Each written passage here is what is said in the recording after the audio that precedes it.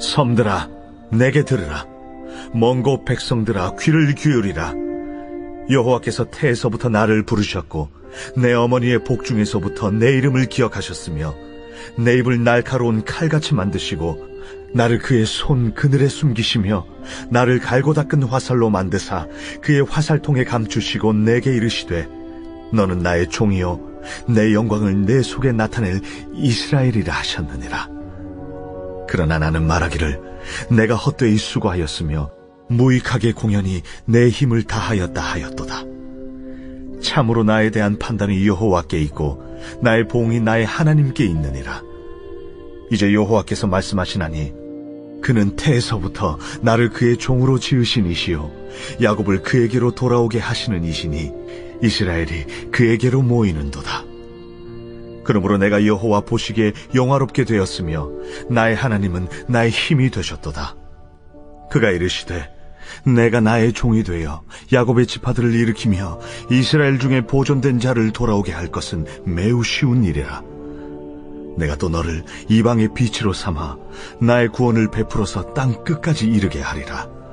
이스라엘의 구속자, 이스라엘의 거룩한 이이신 여호와께서 사람에게 멸시를 당하는 자, 백성에게 미움을 받는 자, 관원들에게 종이 된 자에게 이같이 이르시되 왕들이 보고 일어서며 고관들이 경배하리니 이는 이스라엘의 거룩하시니 신실하신 여호와 그가 너를 택하였음이니라. 여호와께서 이같이 이르시되 은혜의 때에 내가 네게 응답하였고 구원의 날에 내가 너를 도왔도다. 내가 장차 너를 보호하여 너를 백성의 언약으로 삼으며 나라를 일으켜 그들에게 그 황무했던 땅을 기업으로 상속하게 하리라. 내가 잡혀있는 자에게 이르기를 나오라 하며 흑암 있는 자에게 나타나라 하리라. 그들이 길에서 먹겠고 모든 헐벗은 산에도 그들의 풀밭이 있을 것인즉 그들이 줄이거나 목마르지 아니할 것이며 더위와 볕이 그들을 상하지 아니하리니 이는 그들을 긍휼히 여기는 이가 그들을 이끌되 샘물 근원으로 인도할 것이며 내가 나의 모든 산을 길로 삼고 나의 대로를 도두리니 어떤 사람은 먼 곳에서 어떤 사람은 북쪽과 서쪽에서 어떤 사람은 신임 땅에서 오리라. 하늘이여 노래하라. 땅이여 기뻐하라. 산들이여 즐거이 노래하라. 여호와께서 그의 백성을 위로하셨은즉 그의 고난당한 자를 긍휼히 여기실 것임이라. 지난 5월 9일이죠. 이사야 49장 1절에서 13절 큐티를 하는데 그날 본문 안에 너무 중요한 내용이 있어서 내용이 길어지는 거예요. 그런데 그렇다고 새벽 시간에 그걸 다 할 수가 없어서 제가 그날 큐티 본문을 반으로 잘랐습니다. 그래서 지난번에 한 번 하고 오늘 이제 나머지 큐티를 좀 나누려고 하는데요. 자, 제가 지난 토요일에 말씀을 드린 게 뭐냐면 사람이란 원래 하나님의 영광을 가장 풍성하게 담는 하나님의 가장 귀한 그릇으로 창조됐다고 그렇게 말씀을 드렸어요. 그런데 이것은 사람이라는 그릇이 잘나서가 아니라 그만큼 하나님께 인간이 큰 은혜를 받은 거예요. 그런데 그 귀했던 그릇이 죄로 인해서 더러워진 거예요. 그러자 깨끗하신 하나님이 그 그릇을 떠나셨고 그러면서 인간은 하나님이 떠나고 없는 공허한 빈 그릇 상태가 된 거예요. 이게 바로 죄를 지은 인간이 경험한 가장 비참한 형벌입니다. 그래서 사람이 회복됐다고 할 때 그 회복의 본질이 뭐냐면 단순히 예수 믿고 죽어서 천국 가는 게 아니라 이 땅을 살아가는 동안 다시 내 마음이라는 그릇에 말씀이 담기고 하나님의 사랑이 채워지고 성령이 충만하게 채워지는 이 일이고 49장 3절 말씀처럼 내 안에 담긴 하나님의 영광이 내 삶을 통해 나타나는 것. 이것이 바로 예수 믿는 사람의 구원이고 회복이라고 그렇게 말씀을 드렸어요. 그런데 저는 여기서 이런 질문을 좀 드리고 싶어요. 그게 뭐냐면 우리 사람이 하나님 앞에 죄를 지었다는 것은 우리가 하나님을 엄청나게 배신을 했다는 거거든요. 그런데 하나님이 나를 배신하고 실망시킨 사람에게 다시 돌아오고 그에게 다시 사랑을 붓는다는 게 이게 가능한 일일까요? 배신의 아픔이 뭔지를 알면 이게 쉽지 않다는 걸 아실 거예요. 제가 아는 목사님께 어떤 일이 있었냐면요. 이분이 목회를 하실 때 정말 아끼는 부목사님이 있었어요. 그래서 이분이 자기 부목사님을 얼마나 사랑하셨는지 성도들 앞에서 이 부목사님 칭찬을 아낌없이 하면서 높이 세워주신 거예요. 그래서 이 부목사님이 담임 목사님의 지원과 사랑 안에서 성도님들께 많은 인정을 받고 큰 사랑을 받은 거예요. 그런 게 여러분 사실 이 사랑과 인정이요. 자기 힘으로 된 게 아니에요. 담임 목사님이 부목사님을 사랑해서 계속 기회를 주면서 키워줬고 세워줬기 때문에 그래서 인정받고 사랑받은 거거든요. 이렇게 큰 사랑을 줬는데 나중에 알고 보니까 이 부목사님이 담임 목사님 몰래 성도들 마음을 도둑질하고 있었던 거예요. 그리고 어느 날 소위 좀 힘이 있다는 성도님들을 데리고 나가서 그 교회와 가까운 곳에 교회를 세운 거예요.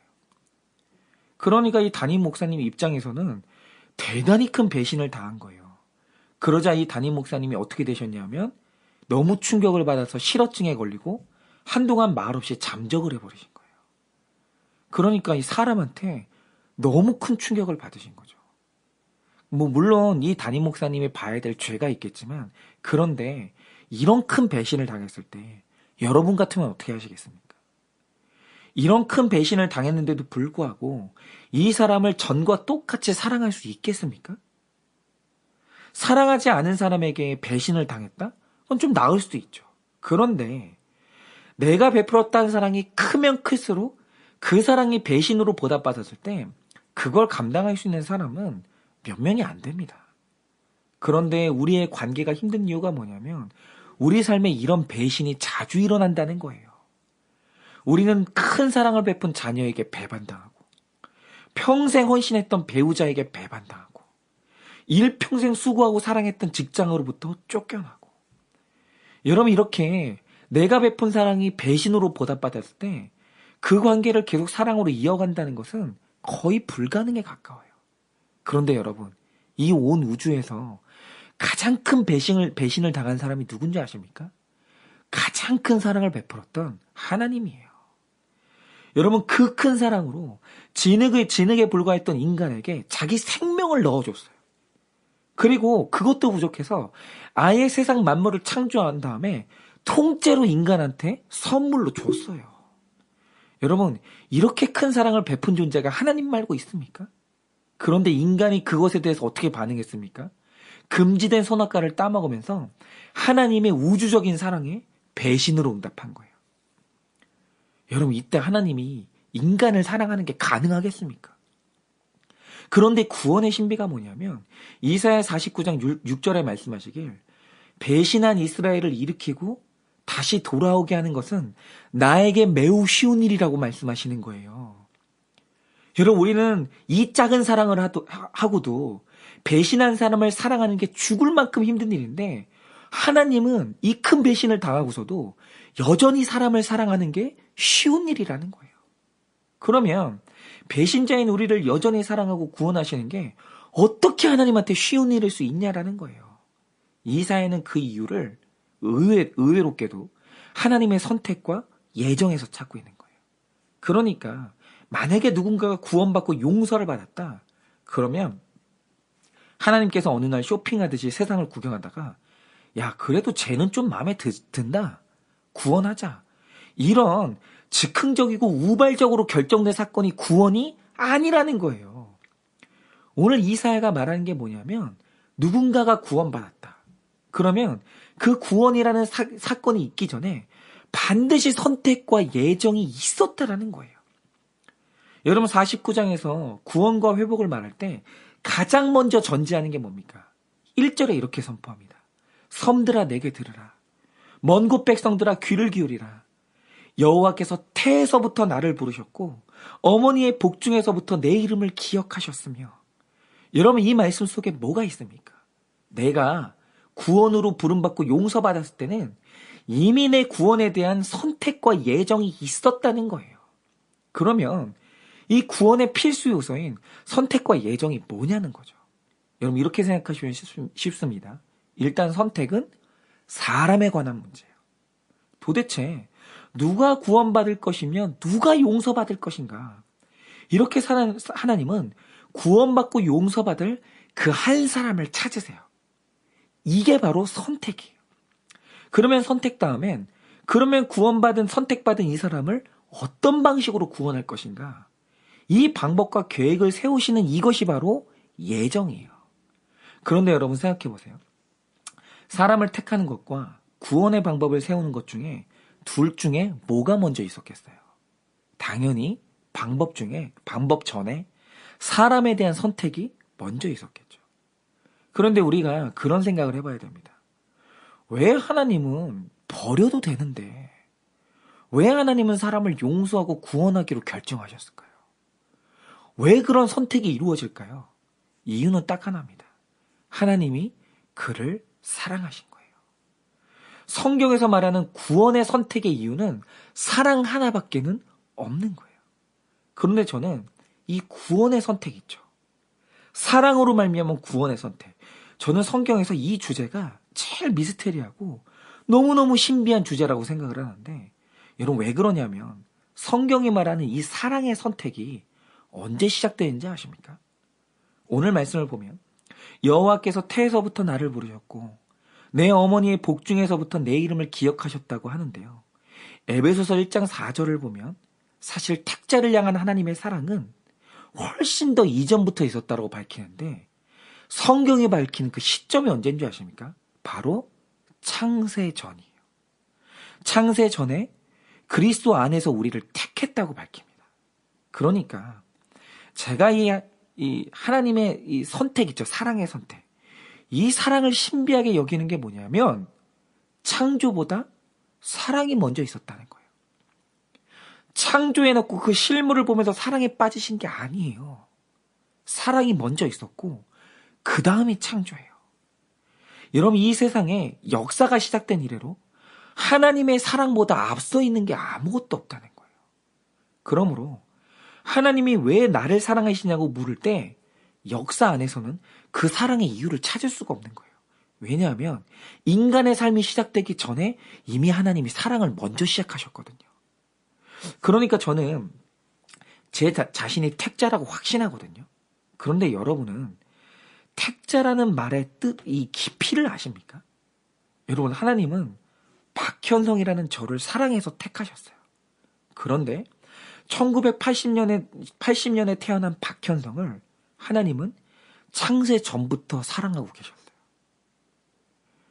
그러니까 저는 이 신비를 이해할 길이 없는 거예요. 그런데 감히 사람이 저를 향한 하나님의 사랑의 깊이를 이해할 수 있겠습니까? 인간의 지성으로는 하나님이 나를 얼마나 사랑하는지 파악이 안 되는 거예요. 언제부터 사랑했는지 알 수가 없으니까.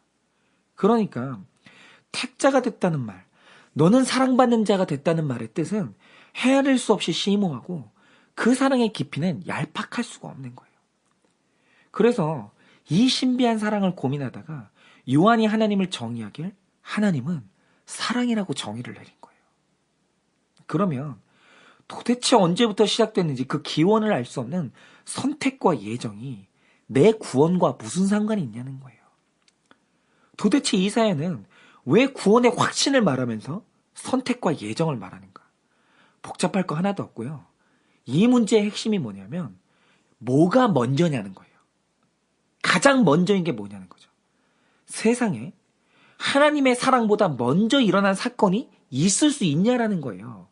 여러분 이건 만약인데요. 만약에 하나님의 사랑보다 앞설 수 있는 죄와 악이 있다고 생각해보자 이겁니다. 그러면 어떤 일이 일어날까요? 여러분 하나님의 사랑이 시작되지도 않았는데 인간이 먼저 죄를 지어버렸다고 하죠. 정말 하나님이 그럴 수도 있는 하나님이라고 한다면 그 죄 앞에서 하나님은 당황했을 것이고 좌절했을 것이고 그가 우리를 버렸을 거예요. 그리고 하나님의 사랑이 시작되지도 않았는데 사랑을 하기도 전에 사람이 먼저 우상숭배를 해버렸다고 하죠. 그러면 인간을 향한 하나님의 구원 계획은 다 취소됐을 거예요. 그런데 이 선택과 예정이 말하는 너무너무 심오한 진리가 뭐냐? 세상에서 일어나는 세상 만사 중에 역사의 모든 사건 중에 택자를 향한 하나님의 사랑보다 먼저 일어난 사건이 없다는 거예요. 여러분 잘 보세요. 하나님이 사람을 지으실 때 훗날 이들이 얼마나 불순종하고 타락할지 알았을까요? 몰랐을까요? 아셨어요. 여러분, 심지어 자기 아들을 보내면 십자가에 달아 죽일 것도 아셨어요. 그런데 하나님이 이 악행을 보고도 당황하거나 인간을 미워하지 않아요. 왜입니까? 인간이 지었던 어떤 죄보다 우리를 향한 하나님의 사랑이 훨씬 더 먼저 있었기 때문이에요. 여러분, 나의 모든 어떤 죄도, 나의 어떤 실수도, 나의 어떤 악도 하나님의 사랑을 앞지르지 못해요. 여러분, 그분은 다 알면서도 사랑하고 구원하기로 창세 전에 작정하신 거예요. 그러므로 우리가 살면서 짓는 모든 죄들, 우리가 넘어지는 실수들, 나의 부족함이 창세전에 시작된 하나님의 사랑을 변하게 할 수 없고, 창세전에 시작된 내 구원의 계획을 꺾을 수 없고, 오래전에 세워진 구원 계획이 실패할 수가 없는 거예요. 여러분, 이제 본문에 의하면 잠시 후면 이스라엘은 바벨론의 침공을 받아 포로로 끌려가야 돼요. 그런데 왜 하나님이 이 사건으로 슬퍼하거나 놀라지 않습니까? 이유는 이미 창세전에 하나님께서 이 사건을 계획해 놓으셨기 때문이에요. 바벨론의 침공 사건은 하나님의 계획과 작정보다 앞서지 못해요. 그러므로 바벨론이라는 존재는 구원 계획의 변수가 아니라 이미 정해놓으신 구원 계획의 상수고, 그래서 선택과 예정 안에 있는 이 바벨론 사건에도 불구하고, 그러므로 선택과 예정 안에 있는 자는 바벨론 사건에도 불구하고 구원받는 게 아니라 바벨론 사건 때문에 구원받는다고 확신해야 돼요. 왜요? 나를 향한 하나님의 사랑과 이 구원 계획은 이미 창세전부터 시작됐고, 이미 나를 향한 구원 계획이 확정이 됐기 때문이에요. 여러분, 창세전부터 나를 택하시고 내 구원을 계획하신 하나님을 좌절시키고 변개시킬 수 있는 건 역사 안에는 없어요. 그럴 수 있는 건 없습니다. 오늘 이사야는 백성에게 이 구원의 확신을 주고 싶었던 거예요. 우리가 경험하는 삶 가운데서 일어나는 모든 사건은 너를 구원하기 위한 하나님의 계획의 일부야. 이미 하나님이 먼저 앞서고 있어. 걱정하지 마. 우리는 구원받을 거야. 여러분, 이 얘기를 해주고 싶었던 거예요. 그리고 여러분도 마찬가지예요. 이미 여러분이 태어나기 전부터 여러분의 구원 계획은 확정되어 있었고, 여러분을 향한 하나님의 사랑은 확정되어 있었기 때문에 여러분의 구원은 좌절되지 않아요.